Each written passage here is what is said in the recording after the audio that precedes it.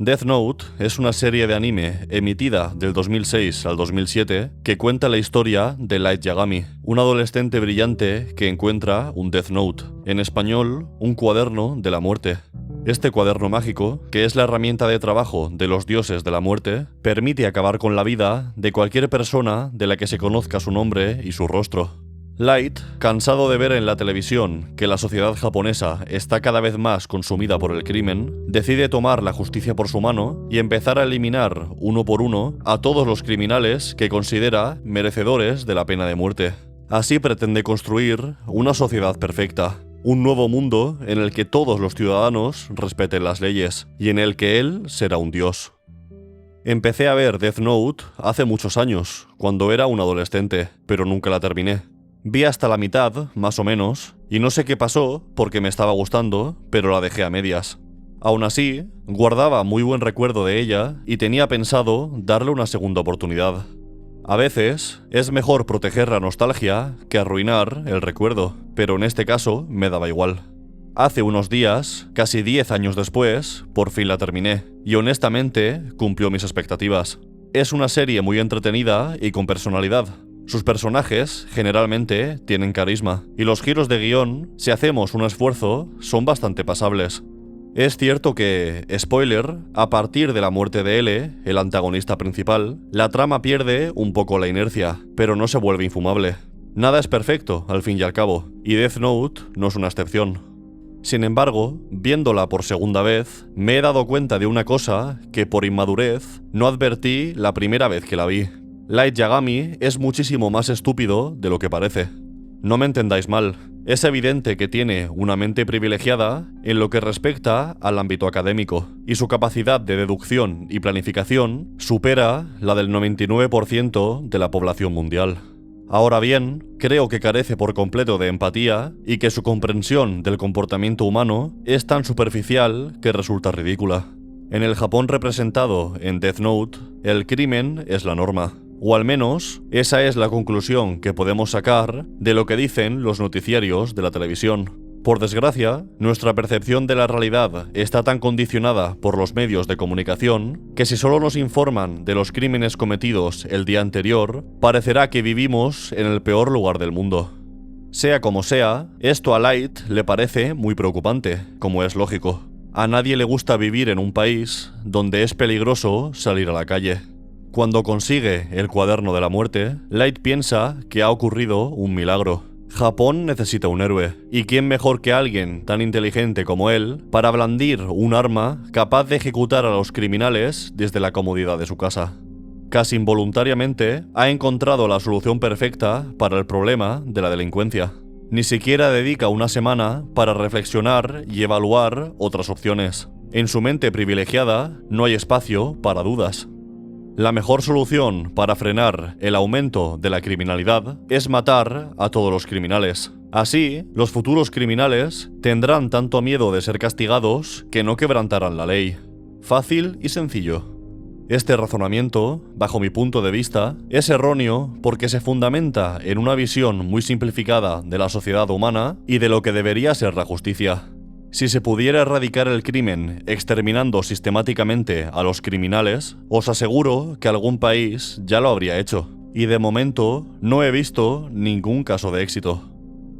En esencia, para Light Yagami, la justicia consiste en pasar por la guillotina a aquellos criminales que él considera irredimibles.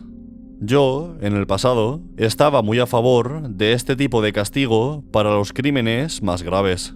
Incluso hoy en día, me parece muy difícil que, por ejemplo, los asesinos en serie y los agresores sexuales reincidentes no merecen un castigo peor que la cárcel.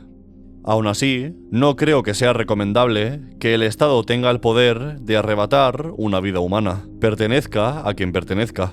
Para profundizar en este tema, recomiendo leer A Sangre Fría de Truman Capote. Este libro, entre otras cosas, muestra a la perfección una verdad dolorosamente incómoda, que los criminales, por muy violentos y crueles que sean, siguen siendo seres humanos. En las circunstancias adecuadas, casi cualquier persona podría cometer casi cualquier crimen. La enorme mayoría de los delincuentes no quieren serlo. El momento y el lugar en los que nacen son los factores que los empujan en esa dirección. Es triste, pero el juez que envía a prisión a un ladrón, de haber nacido en la casa del ladrón, seguramente habría sido ladrón, y no juez. El ser humano, si puede elegir entre una vida normal o una vida criminal, casi siempre opta por la primera. La necesidad, y no la voluntad, crea a los criminales. Nadie prefiere robar a trabajar en una oficina. Nadie prefiere ocupar ilegalmente la casa de otro a pagar un alquiler. Y nadie prefiere dormir en una celda a dormir en su habitación. Cuando Light Yagami provoca un paro cardíaco a un prisionero, lo que está haciendo es abordar la consecuencia del problema y no la causa. Light Yagami arregla una gotera fregando el suelo. Light Yagami cura una hemorragia con una tirita. Light Yagami enciende el ventilador para refrescarse en un incendio. Y no se me ocurren más bromas, o sea que bueno, si os han hecho gracia, pues bien, y si no, pues también. Esto es un claro ejemplo de lo que yo llamo el síndrome de Batman. Bruce Wayne, un magnate con dinero infinito en la cuenta bancaria, decide que la mejor forma de combatir el crimen en Gotham, una ciudad conocida por la pobreza y la precariedad de sus barrios, es ponerse un disfraz de murciélago y pegar palizas a los pobres desgraciados que se cruzan en su camino. Podría hacer un intento de mejorar las vidas de estos criminales, ofreciéndoles apoyo económico para que puedan permitirse pagar un alquiler y buscar un trabajo honrado. Pero mejor invertir ese dinero en unas llantas nuevas para el Batmóvil. Sé que en realidad Batman tiene organizaciones benéficas que financian comedores sociales, orfanatos y escuelas, por ejemplo, pero es más gracioso fingir que no lo hace.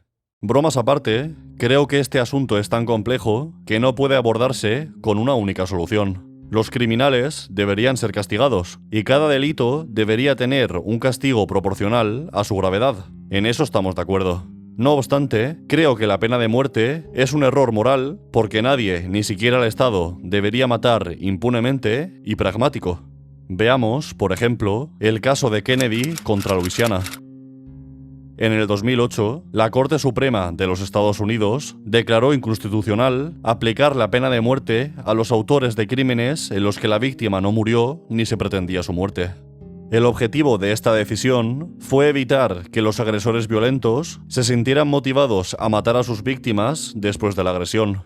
Este razonamiento está basado en el temor al fenómeno conocido como efecto perverso, que se refiere a cómo algunas políticas pueden tener consecuencias negativas inesperadas.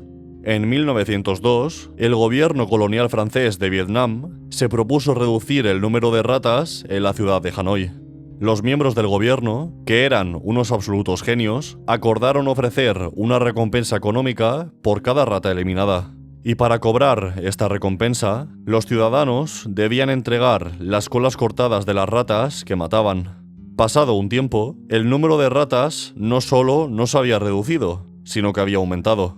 Además, de forma totalmente inesperada, y nótese la ironía, los oficiales coloniales empezaron a ver ratas sin cola paseando por las calles de la capital. Como para cobrar la recompensa había que entregar las colas de las ratas y no sus cadáveres, los cazadores de ratas capturaban a los animales, les cortaban la cola y los soltaban para que pudieran reproducirse.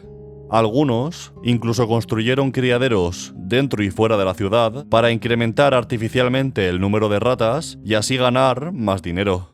Entonces, el gobierno colonial francés, que había agravado un problema que ya era grave por sí mismo, canceló el programa de recompensas. Volviendo a Death Note, imaginaos que la pena máxima por robo con violencia en Japón es de 10 años de cárcel. En Tokio, un ladrón pega una paliza a un hombre para robarle la cartera. Lo deja muy mal herido, pero no lo mata porque su intención era robarle la cartera, no hacerle daño. Matarlo solo empeoraría la condena que la justicia impondría sobre él si lo atrapan, así que decide salir corriendo. Ahora imaginaos que la pena máxima por robo con violencia en Japón es la silla eléctrica. Este mismo ladrón, en vez de pegar una paliza a su víctima, la mataría sin pensarlo 2 veces. ¿Por qué? Porque si tanto el robo con violencia como el asesinato tienen la misma pena, mejor terminar el trabajo y no dejar testigos. Y esta misma lógica puede aplicarse a cualquier delito que se os ocurra. Light Yagami decide combatir el crimen aplicando la pena de muerte, según su propio criterio, a los criminales cuyos rostros y nombres ve por la televisión. Obviamente, estos criminales han sido detenidos previamente por la policía y por eso se conoce su culpabilidad. Si yo fuera uno de ellos y supiera que si soy atrapado, un justiciero sobrenatural me ejecutará por wifi, haría todo lo posible porque no me cogieran, incluso si para ello debo cometer un delito aún más inmoral que el anterior. Sin embargo, esto no se ve reflejado de ninguna forma en la serie.